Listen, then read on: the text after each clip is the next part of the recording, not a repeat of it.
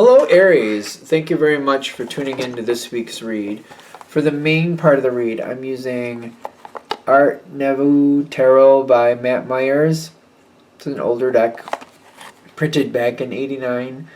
USGamesInc.com, I think, is the current website. I think you can see there it says US Games Systems Inc. But if you look up US Games and Tarot on a search engine, you should easily find something if you're interested. Supportive Oracle cards, Queen of the Moon Oracle by Stacy DeMarco. Website in the back of this one is rockpoolpublishing.com.au. A as an apple, U as an umbrella. Feel free to check that out if you so wish. What do we have for Aries?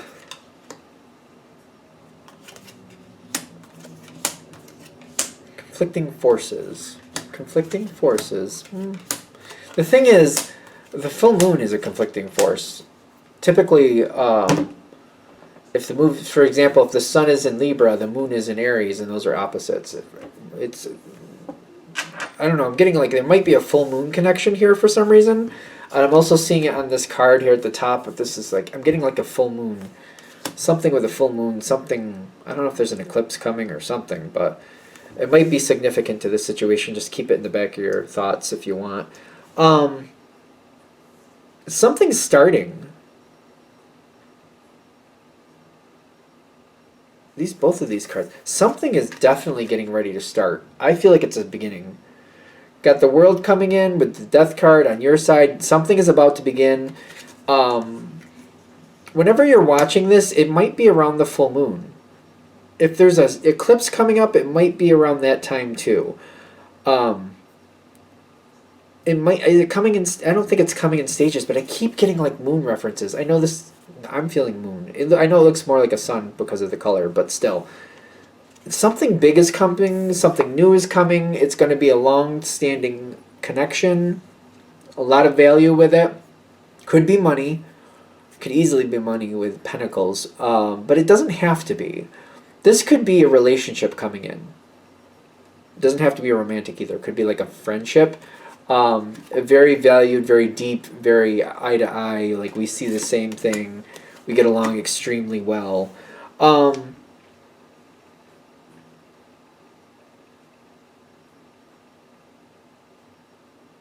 What?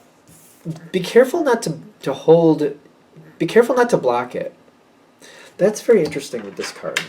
Let me just clarify this real quick. 4 is that's water. So the 6 of water is history, and the Justice card comes in. Be careful not to block something because you're not ready to let it in. Give yourself a chance to at least evaluate this person. Get to know them just a little bit so you can see a little bit more of their color, of their personality. Don't completely block it. I understand if you don't want to do something, you're not going to do something, and that's just what it is. I get it. But if you can at least let yourself absorb who this person is, nobody says you have to be best buddies right off the bat. Try to get an idea of who this person is, what's going on, what type of personality they have. If you decide that's not going to work for you and you don't want to do it, then you just won't do it. But give it a chance. Be careful. You have the ability to block this before it even starts. Something great could happen here, but you could end up blocking it before it even gets a chance. Just keep that in the back of your head, back of your thoughts.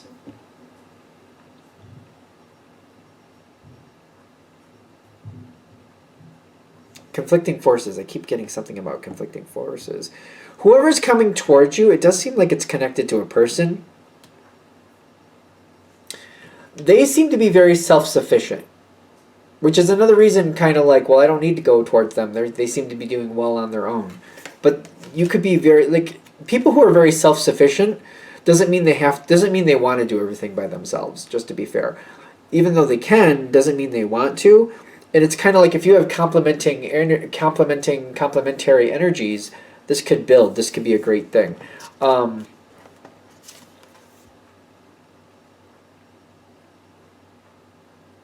They might be very similar to you in the sense of like they're very guarded and very careful about who they let into their life.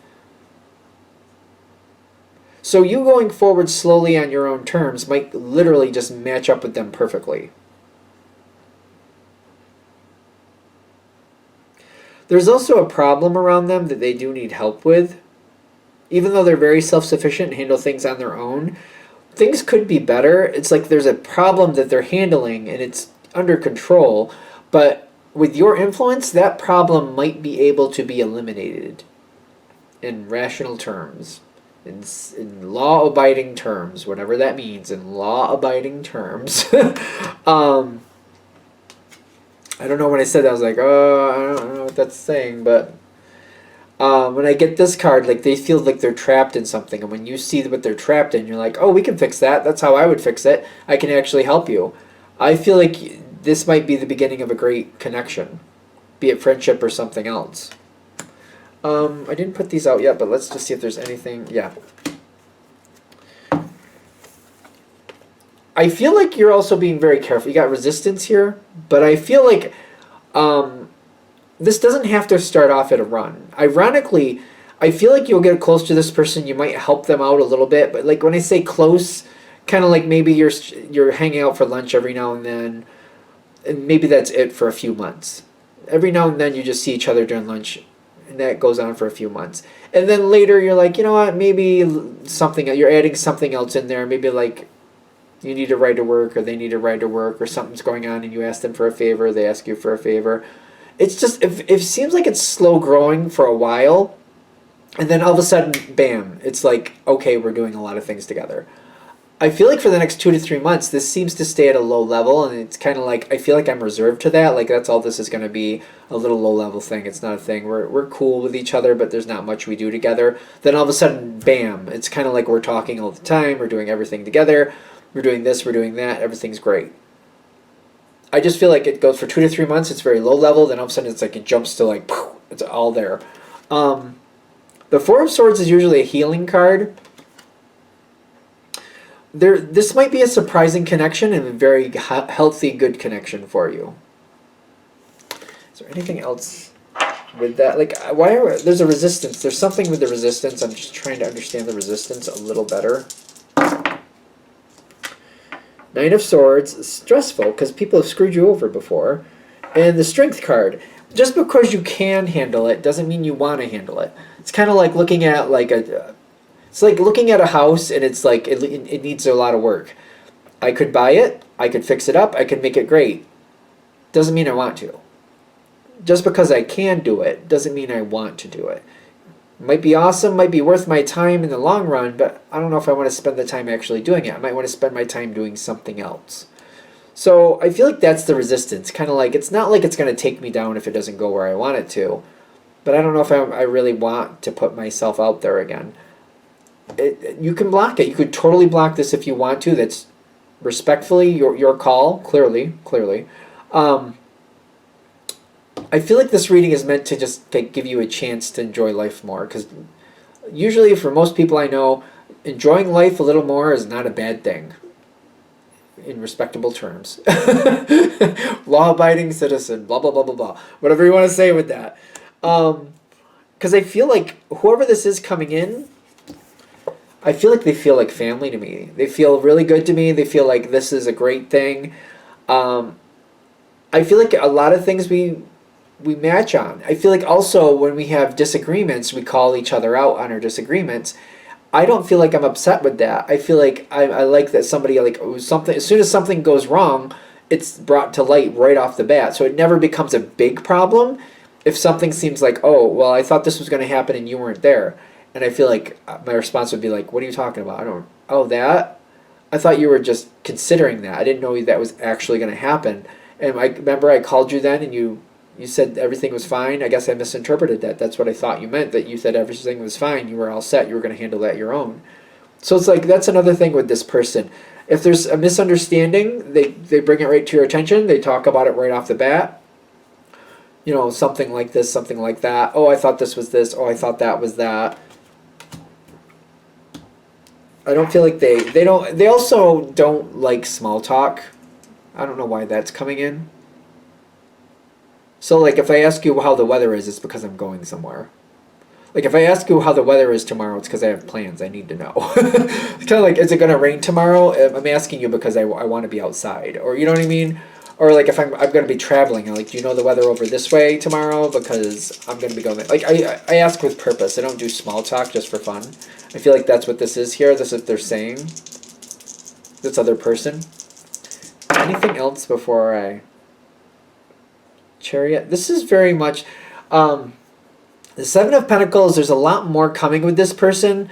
I feel like when this person decides that they really do like you and they connect with you, I feel like this is somebody that's going to treat you like family. And it's kind of like, you know, when I connect with you, I want you to stay in my life. I find somebody good, I want to keep them in my life. So they're very much kind of like honoring, like one hand washes the other, I do for you, you do for me type person. So for example, if you give them a ride to work someday, they won't like keep a ledger about what you did for them, but they'll keep it in the back of their head like, oh, I have to do something nice for Aries. Aries did something nice for me and they didn't have to. You know what? I saw this croissant over here this morning and I know that Aries likes bacon and eggs. You know what? I think I'm going to get this for them and just drop it off at their desk and give that to them or something. Or like they'll do stuff like that. Not that evens things out, but they're gonna do things to make sure that you know they appreciate what you've done for them.